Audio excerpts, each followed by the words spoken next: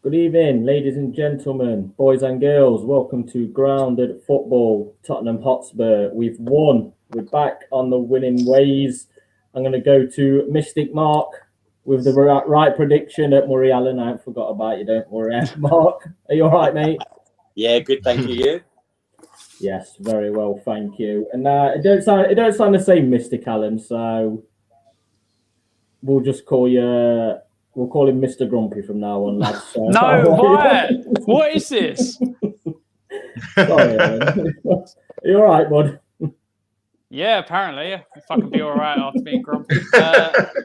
Yeah, no, I'm good. I'm good. Happy with the win.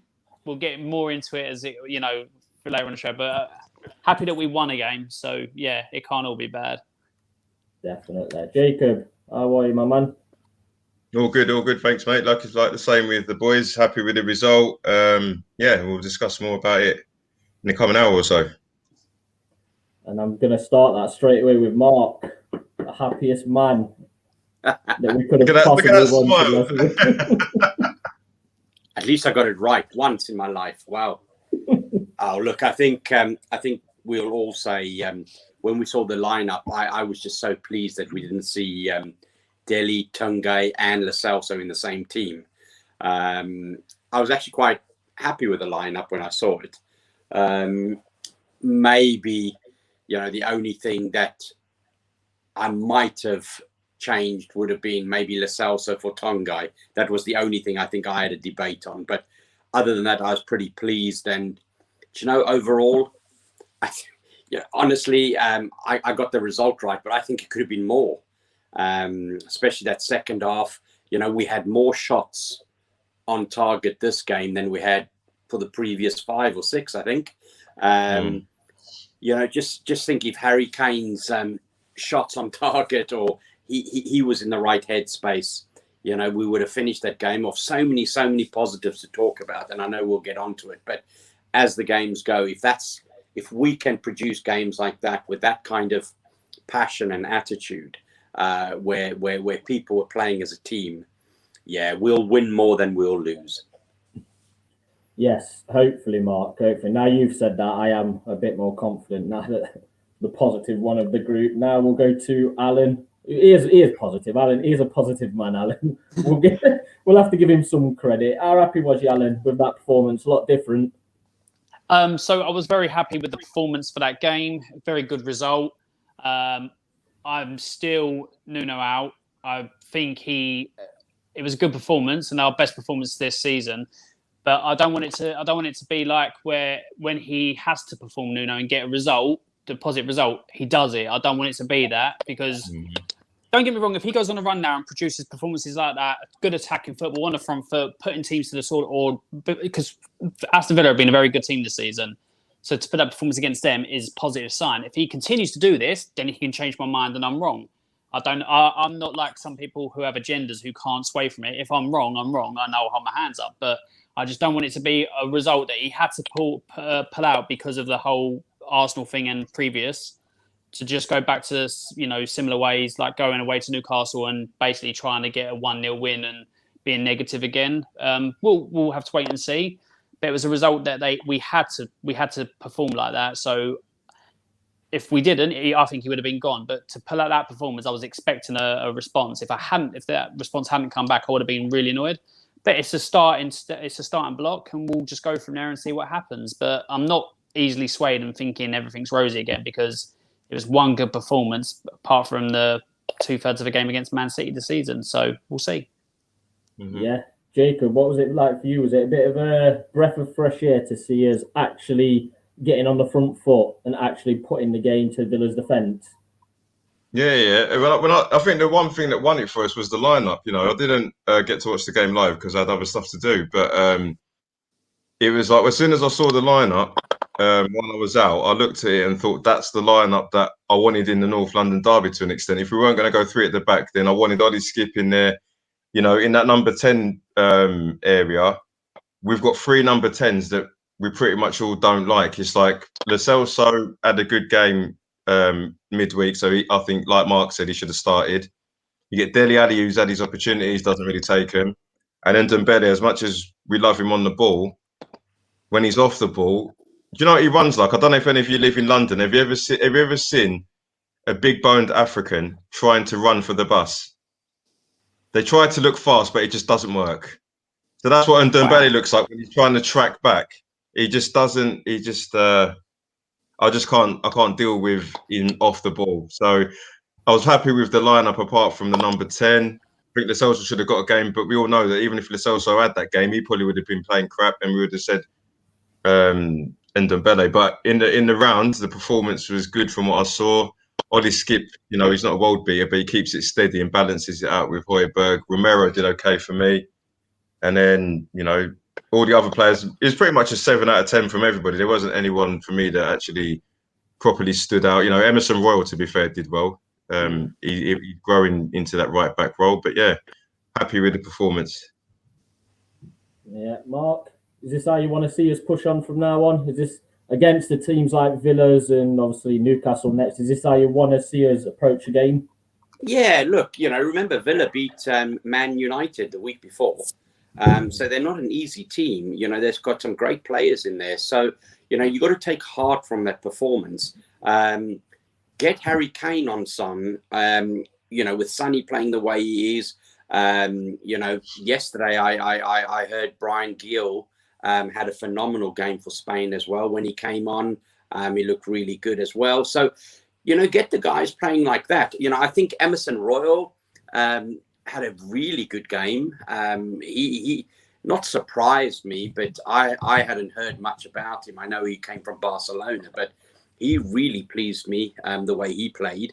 And then, Romero, everybody was saying, oh, is he, after the first couple of games or that he played, but he looked assured. And I think with him looking assured, I think that gave Dyer a lot of confidence as well. So if we can play like that, and I'll stand by it, we'll win a lot more than we lose if we play that way. Yeah, I mean, Alan, obviously we're going to talk about Son a little later on in this show, and Romero, the two players that we'll talk about most. But apart from them two, was there anyone who stood out for you in that game? Anyone that just jumped at the TV screen to you and you thought, well, I ain't seen this performance for quite a long time? Not like that. I haven't seen this performance for quite some time. Because Royals knew I thought he had his best game for us. Reguilón is good for me. He's getting better and better. Not in a way that he's really high level, but he's progressing very slowly back in the team and continuing to play. He's progressing nicely.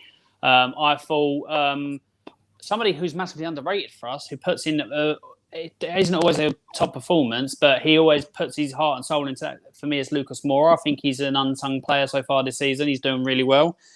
But yeah, like you've taken away the two big positives that were there. For me, Harry Kane was better, but still nowhere near his best. Is it the fact that he's still got things on his mind? I don't know. If we can get a top quality player in January, I'd still let him go in January if only we can replace him. But if not, I see him going next summer anyway. But he just doesn't seem to. I don't know. It's still something about Harry Kane that's missing, and I don't think he wants to be there still. So it's one of them where I don't think he will click. If he does, that'll be good for us. But apart from that, Skip had a decent performance. Højbjerg, actually, I think, was much better on the ball, progressing the ball as well. And then the Ndombele, you have him in, where he looks good, and then quite equally where he looks quite bad, where I think he loses the ball and loses himself on the pitch. But it's a work in progress. We knew this was going to be a tough season. It wasn't going to be, for me, a season where we challenge top four because we are starting our rebuild. But apart from the two main standards you said, that's pretty much what I can say. For me, Hugo Lloris is doing a good job in goal as well. He's been his best start to a season for some time. I know we've shipped quite a few goals, but if it weren't for him, we probably would have lost worse in those games, especially against Arsenal and even Palace. So yeah, it's a good steady performances all around. But the two big ones we'll speak about later. Yeah, I mean, Jacob, obviously, Alan just spoke about Højbjerg. Is that your favourite role for him now? Obviously, with Skip next to him, it gives him the option to push a lot further forward. And he did take his goal really well for a player who don't really get that far up. Yeah, I think he's not the greatest going forward, but at least it gives him the opportunity to do that from once in a blue moon. You know, imagine if Højbjerg woke up in the morning and said he wanted to do that in the North London derby. There's no way he would have got help from Ndombele and Dele Alli, which he should do because there's two bodies, but they're just too lazy off the ball. So I think with Ollie Skip, I like him because he's selfless. He doesn't go out there to be the hero. He just gets the job done, wins his tackles, passes the ball where he can, and keeps it simple. He's like, effectively, that's what we thought Harry Winks would be when he was under Poch, but obviously he's faded. So yeah, I think I really like Højbjerg in it because he's not the worst on the ball, but I think when he drops too deep, it's like when he pushes up, it's like being on top of a mountain sort of thing because he hasn't been up there for so long. He's just literally sat in between the two centre halves. So if he can do that and score, 5 goals a season in every competition, you're on to a winner. Because I don't think too many teams, even Man City and Liverpool, I doubt they could boast that their defensive midfielder would probably score goals like that. So yeah, he had a good performance along with Skip, and I think that's a good partnership. I always believe that in centre midfield, you need to have a good partnership. Depends on formation, but them two are probably our best two so far. Yeah, right. Before we keep going, lads, there's just a couple of questions in the comments that we want quick answers for. Just which postcode gets bought out first, N17 or N5? No bias. Which one? Which postcode gets bought out? But basically, by big money. Yeah. Obviously, the Newcastle deal. Oh, wow, okay. Yeah. Oh, that's definitely N17. I wanted to will never sell. I wanted to be out so bad. I just want. Oh, trust me. Yeah. Since they've taken, I saw a thing. Since they've taken over, Nick, we've won 1 trophy. That's not good enough. That is not good enough. So I just want. Is it 1 or 2? 2? I saw a thing saying 1. I thought it was 2, but 2001, so 99 and 2008 weren't it? They're the last 2 League Cups we won. So it weren't. It was 2001. So it's been 1 trophy in 20 years. It's not good enough. Don't worry about that. Don't worry. That's with it being this wonderful international week. That next week's show is literally an ENIC show. Yeah. So you can. There's no set. It's not PG either, Alan. You can say what you want. Do as you say as well as you please. Mark, which I'll start preparing the script. What's that? Sorry. Which postcode gets obviously a takeover first? N17 or N5? Which team do you think gets bought out? I think neither in the next 5 years, if I'm honest. Because I don't think, and if one does, I think it'll be more Arsenal. I don't think. I don't think Levy's. I read somewhere today he wants 3.5 billion now. Forget the 2.5 billion. I heard he wants 3.5 billion. So I'm not too sure unless the gentleman from Amazon comes along. I think we're going to have Levy for the next 10 years, unfortunately. Oh, lovely. Just what Alan wanted to hear at the start. I thought he was the positive one. Yeah, well, not many people walk around with 3 billion in their pocket, unfortunately. Yeah. What about this one, lads? Dane Scarlett. You see him as a future England international or even a Tottenham striker? He's doing it for England under the England youth setup, doing it through the thing. We haven't seen anything of him really for Spurs. So from what I've seen, for him doing it for the young England teams, I think he's got a future. But will he hit the heights that we all probably want?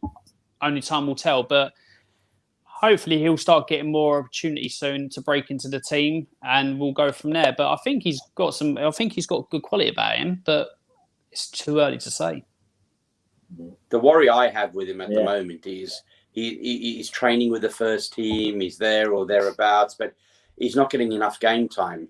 Look what Kane did. He went out on how many seasons loans, and then he's come back and he's world class now. So my worry is that, you can sit on the bench and you can train as much as you, but if you're not going to play regularly, so I think one of the lads said last week, maybe send him out on a season or a couple of seasons loan to really get and to sharpen his teeth in some of the football, maybe drop down a division to championship. I just don't want to see him. I think he's good enough. He's still young, but I think he needs to have a season away somewhere. If he's just going to sit on the bench only. Yeah, he is only 17. He's just turned 17, so we need to put that into thing because Harry Kane, was out on the odd loan here and there. So Harry Kane didn't actually start cutting it for us until he was 21. So I think he's still. I agree, he needs to go out on loan if he's not going to get the game time for us, which I don't think he is. He needs to go out on loan, but I don't know. Would a loan too early, like at 17, be a bit too much? Maybe 18, 19 is where you send him out on loan. Prime. No tears, we won, Prime. No tears. Tears of joy. I had the power to block him. He'll be blocked. Jacob, what about you on Scarlett? I don't know. I'm different with the boys, man. I'll get a feeling, not blaming Dame Scarlett. I just feel he'll be another Troy Parrott. I used to watch him when he was young. Everyone's comparing him to the next Robbie Keane, and you saw the potential. And they're obviously labelling him to Robbie Keane because he's Irish. If he is going to have a future, he probably could do. There's so many people like Marcus Rashford, for instance. No one even heard of him, but then he got 2 chances for Louis van Gaal, and the rest is history. But Tottenham haven't got a massive reputation for getting youngsters and getting them from the top from the academy. The only ones I can think of recently is Harry Kane. We've tried it with Harry Winks. It worked for a couple of seasons. It didn't really work. Troy Parrott, we're sending him to places like Millwall and stuff. And even with Harry Kane, it took us 6 years. Sorry, didn't we buy Danny Rose young, if I remember rightly? Didn't we buy him from young? Leeds, Actually, that was a good one, So what I'm saying did we buy him to take him into the academy, though? That's the thing I was trying to think. Well, and it's 6... I can't remember. I can't remember how old he was. That's the thing. I always used to think that about Danny Rose. It feels like he's been with us for a long time, but he's obviously from Leeds, and we bought him for $1 million, I think. So we have got young players. Don't get twisted. We do have a history and tradition of getting some young players. You look at Dele Alli. What Poch did, he's countless having the youngsters, but generally, especially under the ENIC group, they always say they want to develop youngsters, but we tend to have promising youngsters in the ranks that just diminish. We end up buying youngsters from another club to flourish. Like you said, you've got Danny Rose, you had Dele Alli we bought from MK Dons. Not saying that we had better players than that in our academy, but there's so many of them. Like Ryan Mason, he was there for God knows how long, and then it's only because Poch came in that he got his debut at 23, but he's been there since he was a kid. So I don't know, it's just one of those. It just depends how Tottenham look after him. If Harry Kane does leave, do we trust Dane Scarlett to come in? I doubt it. We end up using the money to get another striker. So it's just whether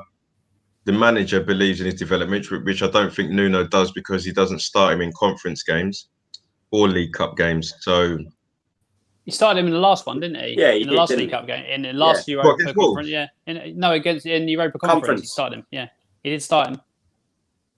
Kane came on, didn't he? Oh yeah, he did. Of course, he did. He brought Kane on, didn't he? Yeah. So. No, he didn't pull anything out of the bag then, did he? So if I was going to be honest and throw my hat on it, I don't think it will happen. Because there's a lot of kids, we're only saying 16, 17, but there's people 16, 17, 18 that are people, look at Mbappe when he was 18. I know he's one of a kind, but he was 18 scoring goals for France. So you can't really put an age in it because there's a lot of youngsters that are doing a lot better. Yeah, well, luckily enough for him, he's got a lot of time yet to show it. But Alan, talk to me about our wonderful winger, Heung-min Son, in his performance against Villa. For me, that's one of his better performances for some time. He always performs, but that was just a better quality. Like literally, he took the game by the scruff of the neck.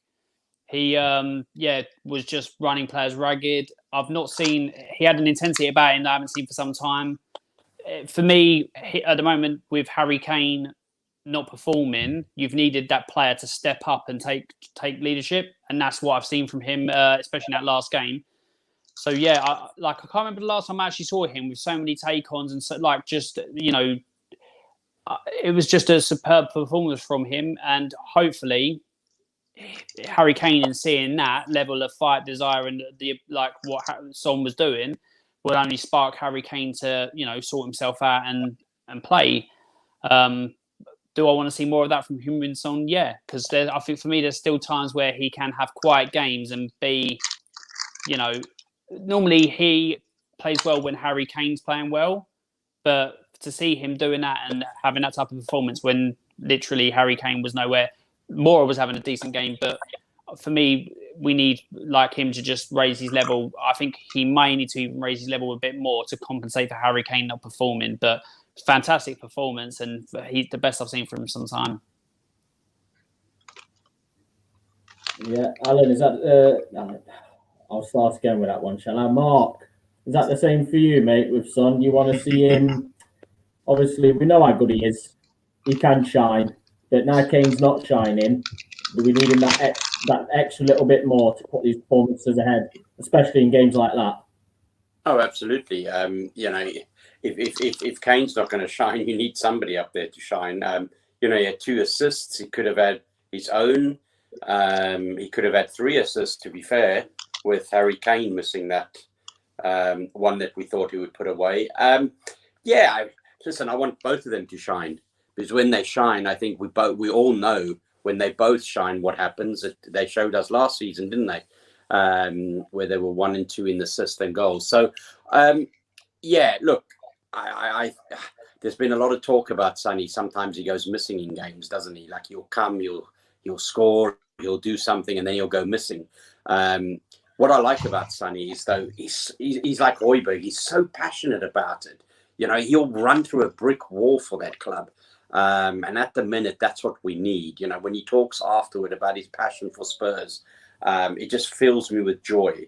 He's a true Tottenham player, and that's what we want to see. And, I think it becomes infectious, and hopefully, Harry Kane will see, he will just knuckle down. He will think, well, look, I've got a year. Let me just make the most of it. I see the other guys are putting all their heart and effort into it. And if we can get Harry Kane back to where he was, and with Sonny performing like he is, I think it's going to be magic.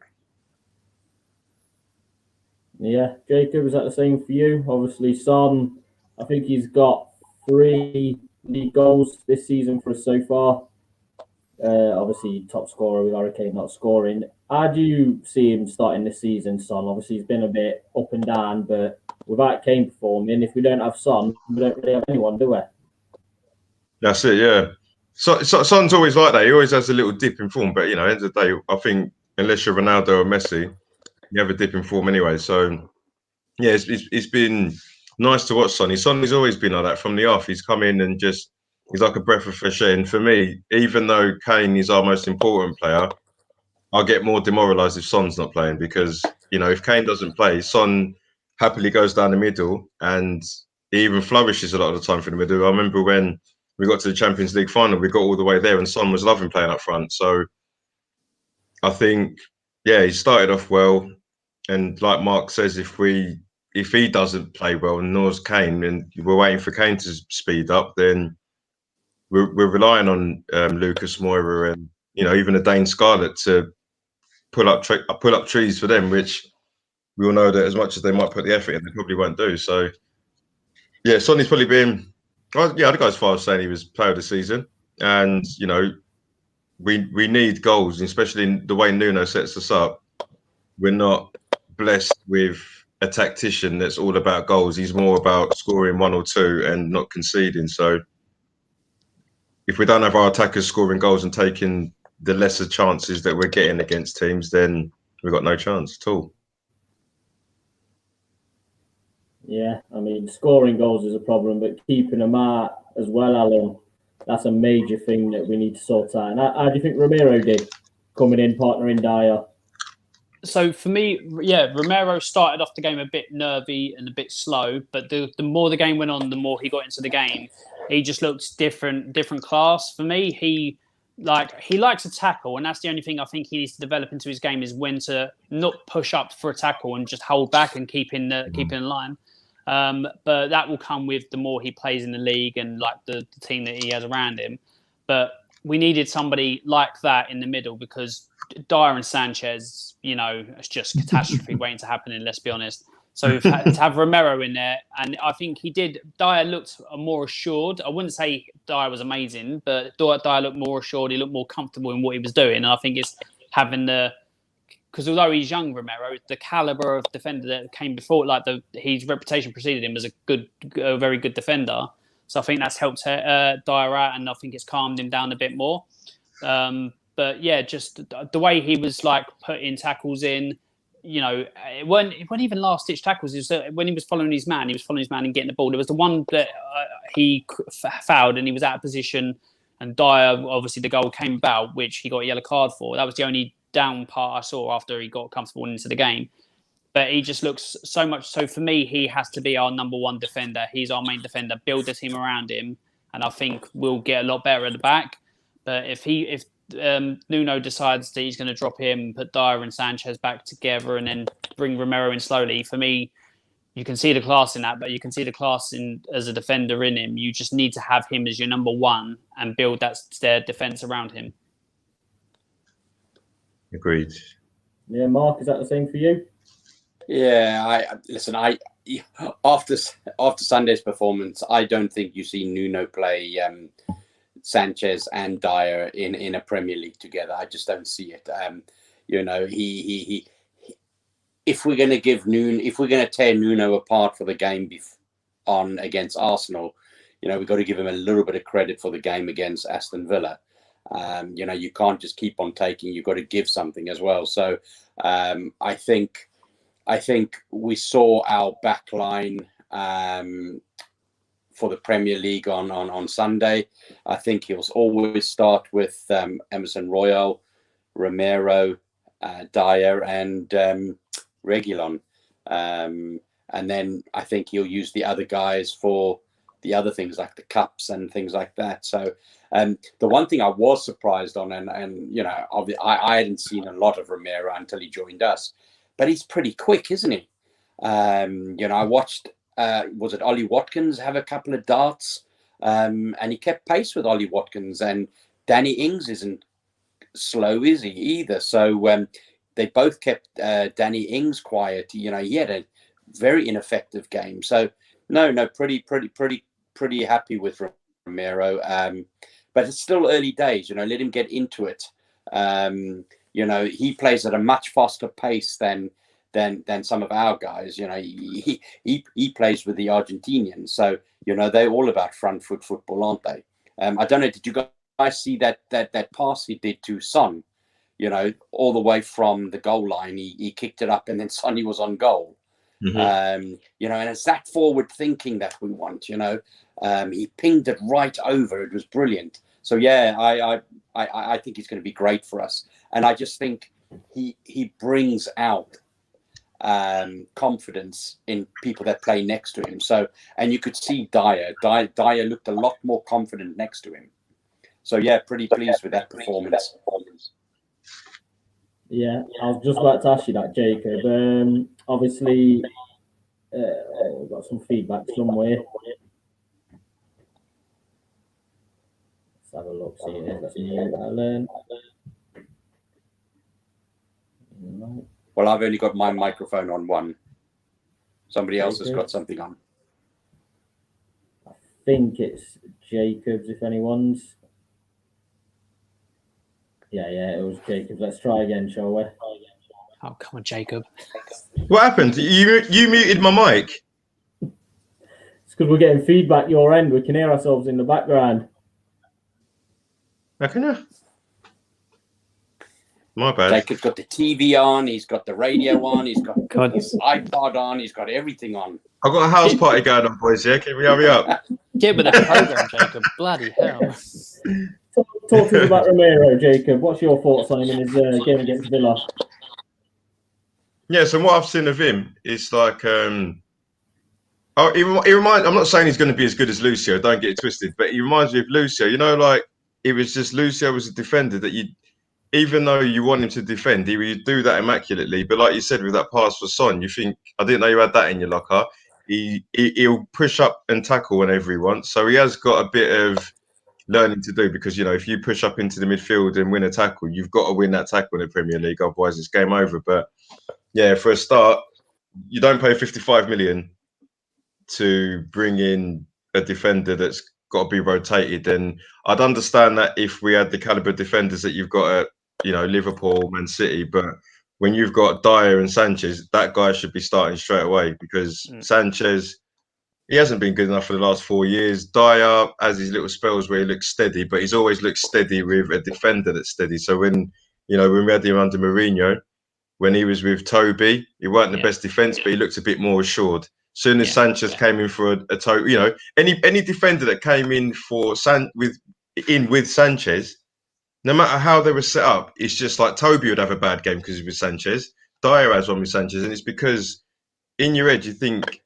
he's just going to do something silly. And even Sanchez himself will probably admit that he'll do something silly. So you just need someone in there that if they make a mistake, as fans, you hold your head up. And we kind of do that with Dyer. And with Romero, he looks to me, if you keep playing him, he'll become a world-class Premier League centre-half. And even if he's not gonna, he's better than anything that we've got. So you got to keep playing him. Like, we keep playing Tanguy and Dembele because we paid 60 million for him. And we're moaning about him because he doesn't work hard and stuff. But if we're going to keep playing him because we spent 60 million, then Romero's pretty much got that as well, is he? He's got that right to play. But for me, he's going to be a very important player as the season goes on. I'm not saying that we're going to win the league or anything, but the defence is arguably the most important position in defence because if you don't concede, you've always got a chance of winning. So we've got to play Romero game in, game out. Yeah, I think the bad news for that is that he's not going to be back for the Newcastle game, is he, again, due to the international football? Romero. Yeah. No, he's back. They can train at the lodge and they can play in games. They just can't go out into town. Yeah, I think it's a time scale that they're saying he won't. I think that's the reason he won't be playing this. I don't think it's anything to do with the limits now that you get with COVID, but I've read today that they're pretty sure him and Lo Celso won't be available for selection. I thought it was only the Brazilians. I didn't think it was because I thought the Argentinians finished the game on Wednesday. No idea. That's all I've read, Mark. Yeah. Don't shoot the messenger, Mark. Don't shoot the messenger. No. The Brazilians finished. Mark's going to come around and beat you up, mate. Lo Celso's no big loss. I don't really care about him. Romero's where it's at. Well, that's what I'm going to ask you next, Alan. Obviously, if we've got a fully fit squad for the Newcastle game, obviously we'll talk more about Newcastle later on. But would you rather Lo Celso in that number 10 slot, or would you still rather Ndombele start there? I'd rather Lo Celso for me shouldn't be in that team. He's a coward. He buckles under pressure. He pulls out challenges. No, I don't want him in that team. I'd keep Ndombele there. I think you saw his best performance attacking wise when he's up. I think that's where you need to play him. I think you need the stability of Skip. That I'm not just saying that Skip's world class or anything like that. Just the stability provides that enables Højbjerg to be a bit more comfortable on the ball. And then Ndombele can pick it up a little bit deeper, but he's in that predominant area where he can feed passes through. I think that's where you need to play him. So for me, Lo Celso, no. For me, I would have Ndombele there, and then if and when he gets injured, I'd have either he'll come on to play that area, or go onto the wing and put more over there, or something like that. I don't want to see Lo Celso play for us. He's not. He'll show up against a team in the conference, have a decent game, not great, a decent game, and then Spurs fans go, "Oh yeah, he's brilliant." No. Apart from a team like playing one good game in the Conference League and two decent games in the FA Cup last season, what else has he done? He scored the odd goal here and there, but he's not nailed down the team because he's just not good enough. So I don't want to see him play for Spurs. I don't. I'm not a fan of his. And you said you're not grumpy. I think It's just being honest. I'm joking. I'm only winding you up, mate. I agree with you. Not grumpy. No, don't joke, Jacob. It's true. As soon as Lo Celso's name's mentioned, you see the smoke come straight out of Alan's ears, and he goes on a mad one. It's like a kettle, isn't he? As soon as it goes on. Yeah. Oh God. What about you, Mark? Who would you rather see in that number 10? Would you like to see someone like Brian Hill get put in there? No, I'm with Alan. I'd keep the same team. Why change your winning formula? I think, You keep playing. Look, Ndombele played one game up in that position. Let's give him a couple of games on up further up there. He lost the ball a couple of times up front, which I'm not too bothered with. That was the whole discussion we had last week. Because you had Højbjerg and you had Skip and you had the defenders mopping it up. So let's keep the same team. Let's keep Ndombele up there. Give him 3 or 4 games where he can play just behind those 3 up front. And I think he will come good. The more he plays, the better he will become in that, and the fitter he will become. And instead of seeing him for 68 minutes, 70 minutes, we might get 85 minutes, 90 minutes, and we might start to see the actual skill. For 85 minutes, 90 minutes, he might be laying on passes for Harry Kane. He might just do those kind of skill things that we've all been crying out for. But let's not just, after one game, let's just take him off and put Lo Celso on, because I agree with Alan. I don't think Lo Celso's earned his stripes to start yet. So for me, I'd keep the same team against Newcastle if they're all back, they're all fit, and they're all raring to go. Oh my God, me and Mark are agreeing more and more every week. I was literally about to say the same thing, man. I feel like I'm getting singled out now. Yeah. What? Yeah,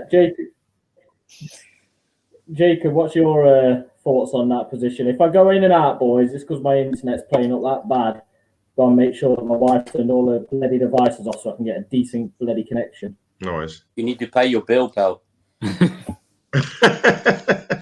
Or buy a new hamster. The hamster running around the wheel. That's a very fancy McDonald's. Don't put me out. I'm sorry. Yeah, what do you think, Jacob? What do you think? 10 What would you go with? Number 10 role was just, I remember so many Tottenham fans speaking to him as soon as Eriksen was sold to Inter Milan, and they were like, yeah, good riddance. And I was like, honestly, you can't be a Spurs fan. If you're happy with Eriksen to go, that's cool. But I wasn't even bothered about the replacement. That guy was so influential. Like, he used to run the most. He used to score goals. He used to take set pieces. Everyone used to, have the little bit of banter about corners, but it's like I wasn't bothered about that. I was bothered about when balls in play. He was setting up everything. He had Dele Alli. You remember the days where Eriksen would get the ball and you'd literally see Kane, Dele Alli, Son, all just get in position because they know quality's coming in. Whereas now, Harry Kane probably doesn't know. Harry Kane doesn't move. You see, he doesn't move unless Son's got the ball, because he realises that the only person that's going to know what I'm trying to do here and is actually going to put it on a sixpence is Sonny. So in that number 10, I would agree with you boys and say Ndombele, but he's probably the best of a bad bunch. Dele Alli looks like he's more bothered about Pep's daughter, than playing football. He's got all the drip, hasn't he, with the clothes, and he's got a new hairstyle. It's like, it doesn't seem like he's bothered, and I'm not going to hate on him for not being bothered about football, but don't sulk when you're on the bench. Lo Celso, like you both alluded to, it's like it is the truth. Like, in the whole time he's been at Spurs, he has good games, and you think, that's what we want. But then you realise who he's playing against, and you're like, well, realistically, I might have had a good game against them. So, yeah, it's got to be on Ndombele, but going forward, you see if Ndombele steps his game up and proves that he earns the right to be in that number 10, or, come January or the end of the season, that's another position where we've got to delve into the market and look at people like Lo Celso and Dele Alli and say, you both got to go.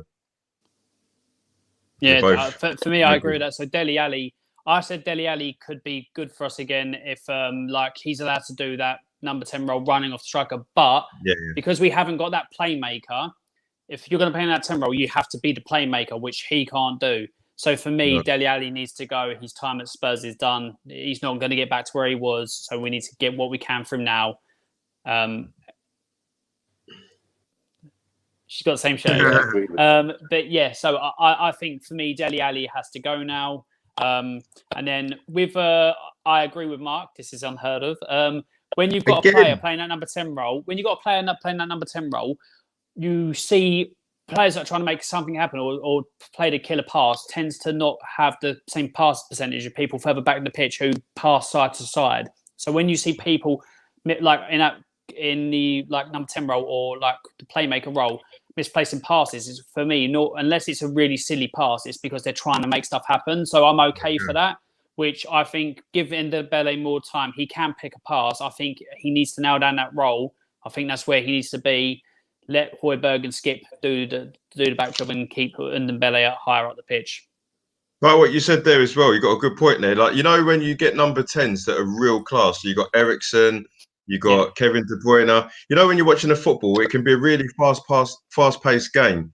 But when they get the ball, it feels like the game stops for 2 seconds because everybody's like, right, get in position because De Bruyne or Eriksen just got to go, what? And then there's just going to be a through ball. And like you said, the only reason why their pass completion isn't the best is because it gets intercepted. You know, if you're a defender and Eriksen, De Bruyne, you know, all these characters have got the ball, Pogba, you're going to be like, right, I've got to make sure that I intercept this because if I don't, it's a chance for the opposition, isn't it?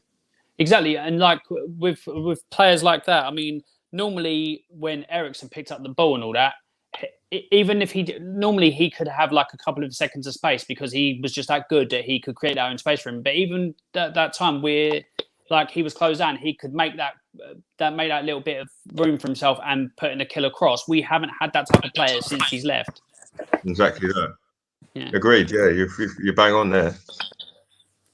We've missed him so much, Eriksen, or a playmaker like that, because we've not had one. Mate, it's like I used to get so stressed when, like, you know, let's say we drew 1-1 with a team that we should have beaten, and people were just constantly going on about Eriksen's corners. It's like, are you actually criticising this guy because he's not beating the first man? Like, how many things has this guy done for Tottenham in terms of? There was, I don't know how many seasons he was in the top 3 for assists. Yeah. I remember there's one season I think he was in the top 15 for goals scored. You know, behind that Harry Kane and Dele Alli. So.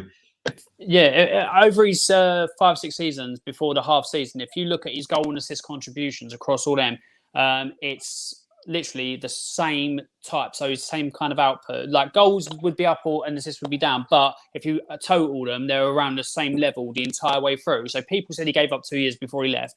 It's just not true because either his contribution season in season out has always been poor or always been good. It can't just be pick and choose. So, yeah, don't get me wrong. The level of intensity weren't there from time to time. I'll openly admit that. But we've never had a player like him before, like in my lifetime, and we haven't replaced him since. This is what I'm saying. So, you know, whenever I get a Spurs fan say to me, oh, Eriksen was rubbish, you know, da-da-da-da, I'm like, all right then. So take Eriksen away. Name another player in your, you know, in your age that you support Spurs that you can compare to Eriksen, or you should be like, Eriksen should live up to his expectation. Then they can never say it. It's only the older people, you know, my dad's mates or whatever.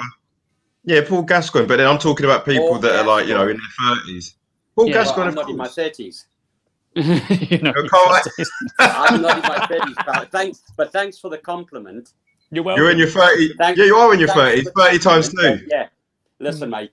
Watching Gascoigne play was just on a Eriksen. Yeah, of course. Of course, Gascoigne, superb, but watching Gascoigne play is just he was like on ice. You know, like when you watch, if you ever saw Torval and Dean on ice, you know, when they won that gold medal at the Olympics, that's what Gascoigne was like. And you know, I'd love another Eriksen. Don't get me wrong, but God, would I love another Gascoigne? Oh my goodness! Yeah, you're gonna get another one of Gascoigne, mate. That's They broke the mold, absolutely. But I was lucky enough to watch him a few times, which was just, on a different planet. And then, you know, I talk to people, the next generation above me, and they talk about Glenn Hoddle.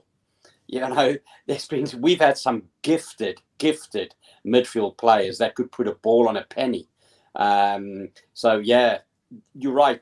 Those are the kind of players, when you look at generation after, we've always had one of those kind of gifted players in. And you're right, we don't have that right now. You know, we just don't have that person that can do that killer pass, that can just, you know. But I'm hoping with you know, like what Alan said, you know, we just need to give Ndombele a bit of a run, give him 5-6 games, and you find his pass. Let Kane get back to what he can do, and I tell you, you know, those 4 up front, you know, they could be lethal, and I mean really lethal. We could be sitting here before Christmas going, oh, my God, what's going on with Spurs? Oh, don't get too high. You probably will be, but it will be for other reasons. I'll stick to my positivity and be like, we up there. Before my internet plays up even more and I have to actually pay the bill to get this stream finished, we'll just go straight to the Newcastle game, straight to the predictions. We'll start with you, Alan. What's your thoughts on the Newcastle game coming up and your prediction for it? It's going to be a tough game. I know they're put far down, but for what's happened to them being bought out, and literally it's going to give their entire club a major lift, and literally everyone's going to be, when we go back, we go to their ground, the place is going to be electric, buzzing. If we haven't got Romero in defence and it's Dyer and Sanchez, I think there's a partnership with Bucker under pressure. It's going to be a tough game. I'm going to be positive because it was a positive result, and like I said, I'll give Nuno his due that I think I'm hoping he'll play like that. But until if it goes back to the way I think it's going to go, then it could easily be like a draw, 1-1, or maybe even a loss. But I'm going to stay positive with that performance. If we can go similar to that again, I think we'll have too much for Newcastle, and I think it'll be a 2-1 win. Well, how frustrating is it, Alan, that they've gone straight to Newcastle with 320 billion net worth? That's chumps change to them to buy Tottenham Hotspur. Surely they could just come straight to Tottenham and say, "Yeah, here's your 3.5 billion. I want this club." There you go. Here's your 3.5 billion. You've got the ground, you've got the training, you've got everything. All you need is a team. I can sort the team out for you. That's I don't know. The footballing gods, I think, just must hate Spurs. I think Spurs fans all the way through history have done massively wrong, because we just always seem to get the worst luck. It just always is that way. I liken us to England as a national team. So close to get everything and so far away sometimes. Oh, mate, I'll do the same as well. As is it Chiellini said one time? Was it? It's the way of the Tottenham, basically. Just everything always so close for everything going right, and it always goes wrong. So if you're a Tottenham fan, you are built different, man. You are a strong person if you support Tottenham. I'm telling you. I mean, I'm only 35. I've got grey hairs. I put it down to supporting Spurs. Yeah, I'll be like Trevor McDonald at some point, mate. These grey hairs are for supporting Spurs, nothing else. Yeah, definitely. Yeah. Where's Ryan gone? Well, he's still struggling. What's your score? Huh? In English, please. It sounds like he's reporting from Mars. Yeah, I agree with that. We are. Everything off the pitch is run perfectly. When was the last time? Well, for me, the whole Pochettino thing was there was a lot of luck as well involved in that. Pochettino, good man. Oh, he's gone. We're having a nightmare today, aren't we? Yeah, I think Kirsty's right. I think if we wanted a business, we don't want anybody better than Levy. But if we want a football club, we need it to change around, don't we? It's a difficult one. I've got friends that are going to the stadium this weekend to watch American football, and they're not even Spurs fans. They're just going because they like American football, and I'm quite sad. I'm quite sad when they were telling me they're going to watch American football. I'm saying, "Oh, you're going to see our new stadium? Wow, this is," and they're like, no, we're excited to go see the American football. And I'm going, no, this is Tottenham's home ground. This is, it's not just because we've got a place where you can go see Lady Gaga and you can go watch Anthony Joshua. It's Tottenham's home ground. And I'm just worried the stadium's going to become known for other things rather than being the home of Tottenham Hotspurs, and that's where White Hart Lane and that, it was synonymous. That was our home. So, I think some fans, when you talk to them, especially the older generation, you talk to them, they just, the new stadium, as glitz and glamorous as it is and beautiful and will win awards for it, it's just not like White Hart Lane where you've got the true spirit of our football club. Do you know what I mean? So, it is going to be a difficult one. And I agree with Kirsty there where she says that, we run it as a business. In certain ways, I'm glad we run it as a business. We don't want to end up like and no disrespect, like a Burnley or where they don't have money and things like that. You know, we need to run it as a business. But what I want to see is when we do make the record profits compared to anybody else, we're putting it back into the football team. You know, so all this money that we're making from the American football, from the boxing, you know, let's spend it. Let's spend it on the first team. That's what I it. want to That's see. it.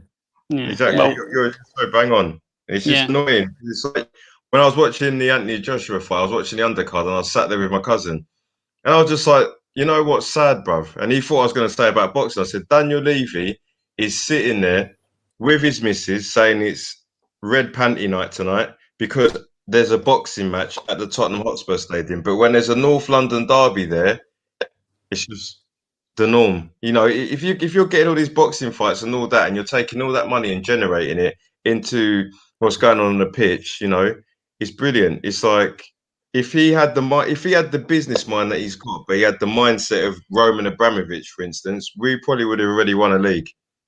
Yeah. Do you know what I mean? Because he does smack it on the business side. Like I'd shake his hand and go, look, mate, in terms of making money, generating revenue, you know, creating a picture and image of Tottenham Hotspur as a business, as a franchise, I don't think there's anyone better in the whole of the country. But in terms of, you know, if Daniel Levy sold Tottenham to a person that knows their football, but then they showed them the business side, they'd be like, oh, that's brilliant. And then you take them to a Tottenham game and they draw 1-1 with Burnley at home, you'd be like, oh, okay, actually, I don't want to buy that. Like, I didn't think you would get results like that. Unfortunately, but I think there are suitors. I think there are people that have maybe approached. I just think Daniel Levy, I don't think the business is worth 3.5 billion. You know, you tell me why that business is worth 3.25 billion. You know, we don't have a team that's winning the league every year. We're not in the Champions League. Yes, we've got a beautiful ground. We've got nice training. But you know, Tottenham, the area itself, it's not like it's sitting in the most prestigious area like Kensington and all that. So the value of the land and things like no. But so anybody that's going to come along, they're going to say, yeah, we'll give you 1.5 billion or something, but they're not going to pay 3.5 billion. So I think there are people that would buy us, but I think he's overvalued it, you know, and that's why he wants a certain price, and until somebody hits that price, he won't sell it. And that's the same as players, you know. Yeah, somebody wants to buy our player. Yeah, for me with Daniel Levy, he's going to say 3.5, but he'll always put the price higher, and then he will then literally negotiate. And it will negotiate down. It will just go that, because if he's going to go, okay, I'll say 1.5. Somebody will come with an offer of 1 billion, and they'll be like, with the same billion. So you have to, with anyone trying to sell something, you always overvalue it, and then you get people to come closer to you that way. So you always negotiate, that you try and get people to negotiate down and stuff like that. So, but I agree with the last message was up from Kirsten. It should be all about Spurs first, but unfortunately with this new stadium and now it's open, it's just like we'll have anything there. We'll have anything there to host and all that to get the money in. And, you know, I just want it to be all about like the club. I want us to have that team to make us a success on the pitch, because that's what we all want as Spurs fans. But unfortunately, still, it's not the first thing that comes to the mind of the business, because it's all run as a business to make profits, to, you know, get the best value for the club, hopefully when they sell. But hopefully, hopefully soon we'll get somebody buy us out, like a sugar daddy like Newcastle have.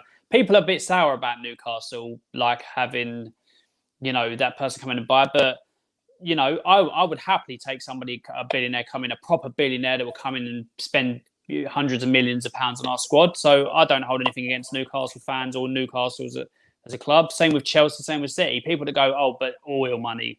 Unfortunately, that's the way football's going now. You have to be owned by a Newcastle sugar daddy.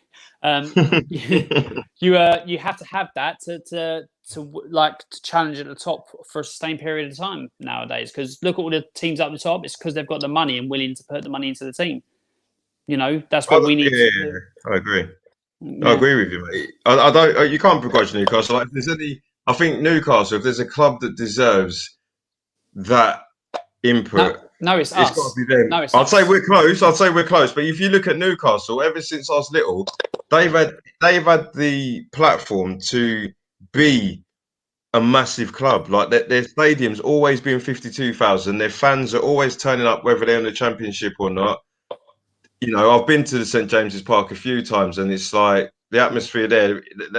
You've looked on the pitch, and the team's terrible, but the way you'd think that they're Man United or something. So, Yeah. you know, I'd say Newcastle and Tottenham in terms of deserving success are probably about the same. But you know, it was going to be one or the other. I'm sure. Even if these billionaires came in and went to buy Tottenham, Yeah. you know, like what Mark said, if Daniel Levy says 4 billion, they must have gone. I can just go and get Newcastle for 300. Don't worry about it. And that's always going to be your problem. You know, you're paying a premium with Daniel Levy. You always will. You always have been. But I think there'll come a time where he won't get sick and tired, because from what I hear, he is a Spurs fan. But I think, you know, he's a businessman at first. So I think he will get to a point where, and it's not, to be fair, it's not down to him. I think it's Joe Lewis. Yeah, he's Joe Lewis. He's 84 now. So there could come a time where he goes, I want to sell, you know, because it's enough for him. Or the switch might flick and he'll go, you know what, let's invest another $1 billion. You know, but I think it will be me more the first. So, my dream is the Amazon guy to come in, Bezos, and just go, do you know what? Let's create the best team in the world, and then just go, boom, there it is. There, Nuno, there's $1 billion. Nuno? No, he's not going to be. No, not Nuno. Right. No. When he goes, there's $1 billion, Nuno. I've given my prediction for the Spurs Newcastle game. We've got to move on. While Ryan's doing his impression of Harry Kane not showing up this season so far, what we'll do if you guys give your predictions, and then we'll go from there. So I've given my prediction. Yeah, I'll let Mark have a go, mate. I like Mark's predictions. Listen, I see what everybody's saying. You know, Newcastle, they're going to have a lift. You know, all that kind of thing, because they're being bought, but it's still the same players they've got. You know, it's still going to be the same. It's still Steve Bruce is managing it.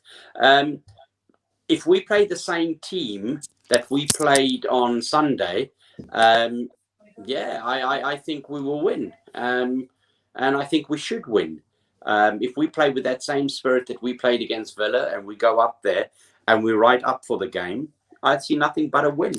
Because I think Harry Kane will grow into it. I think Ndombele will grow into it. I think with Romero, with everybody, you know, we play that same team.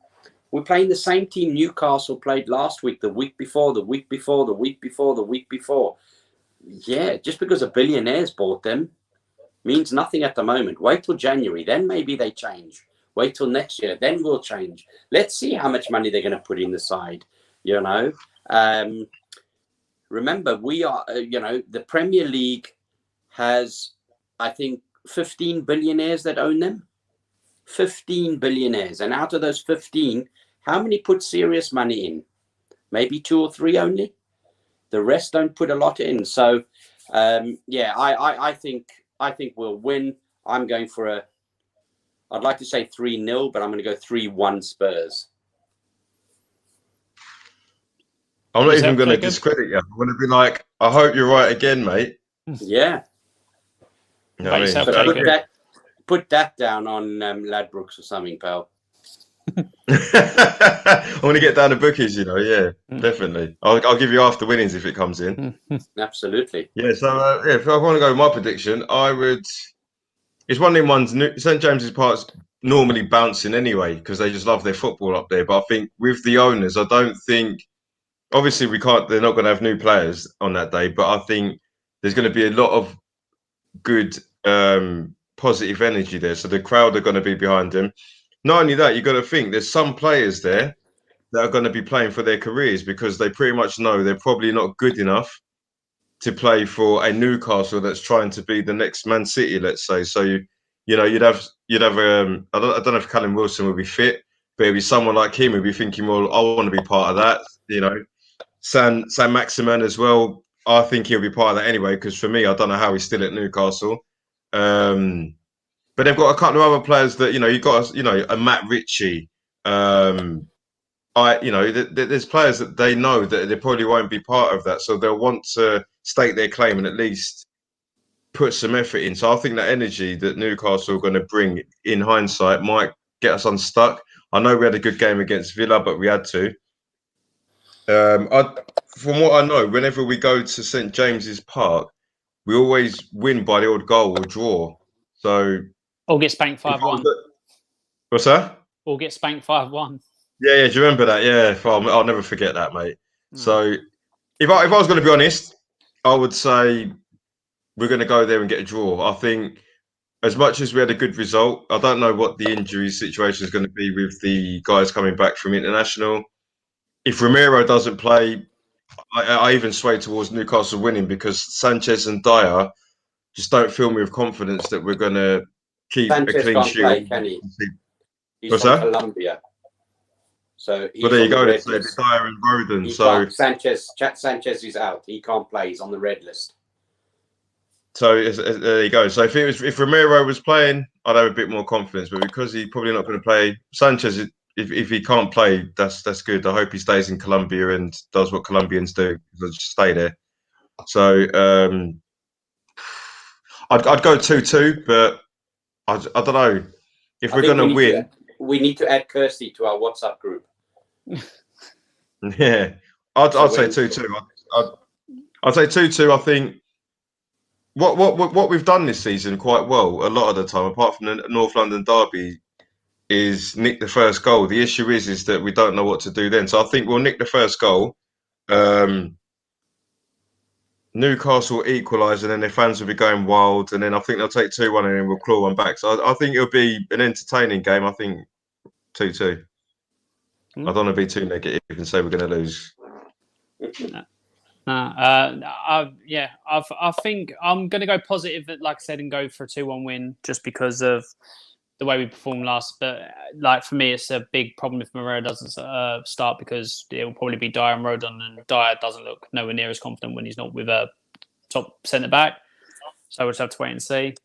Oh, look at that! Harry Kane's going for a 3-2 to Spurs. Wow, who is? Yeah, Harry Kane. Oh, right. He's delivered all of a sudden. He's delivered out of nowhere. He's delivered. We still can't see him. He's got a penalty. Yeah. I don't know if there's anything else Ryan wanted us to go for and all that. So I think it's just time to wrap up. Yeah, no, let's. I don't think Harry Kane's playing tomorrow because I see Trippier's captain. So I think he's going to rest tomorrow. So he should be nice and fit for is it Tuesday against Hungary at Wembley, and then back at the lodge, and hopefully everybody comes home safe. And I think I'm with you. If we play the same team as Sunday, I think we win 3-1. Come on, you Spurs. Yes, Mark. I don't know. When